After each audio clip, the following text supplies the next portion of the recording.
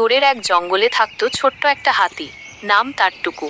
টুকু ছিল একটু অন্যরকম। সে সবসময় আকাশের দিকে তাকিয়ে স্বপ্ন দেখত। তার সবচেয়ে বড় ইচ্ছে ছিল একদিন রংধনু ছুঁয়ে দেখা।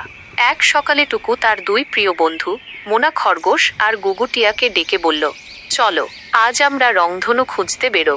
তিন বন্ধু রওনা দিল। তারা পেরিয়ে গেল নদী, উঠল উঁচু পাহাড়ে, ঢুকে পড়ল এক জাদুকরি বনে। সেখানে দেখা হলো এক বোকা বানরের সাথে, যে নিজেই রংধনুর গান গাইছিল। হঠাৎ করে আকাশে ঘন মেঘ জমল, নামল ঝিরঝিরে বৃষ্টি।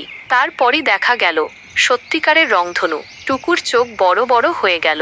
সে লাফিয়ে রংধনু ধরতে গেল, কিন্তু পড়ে গেল এক নরম গাছের উপর। সবাই হেসে উঠল। শেষে টুকু বুঝল সব সুন্দর জিনিস ছুঁতে হয় না, মন দিয়ে অনুভব করলেই হয়। তারা তিন বন্ধু রংধনুকে দেখে হাসতে হাসতে বাড়ি ফিরল, হাতে রঙিন পাতা আর মনে এক রংধনুর গল্প।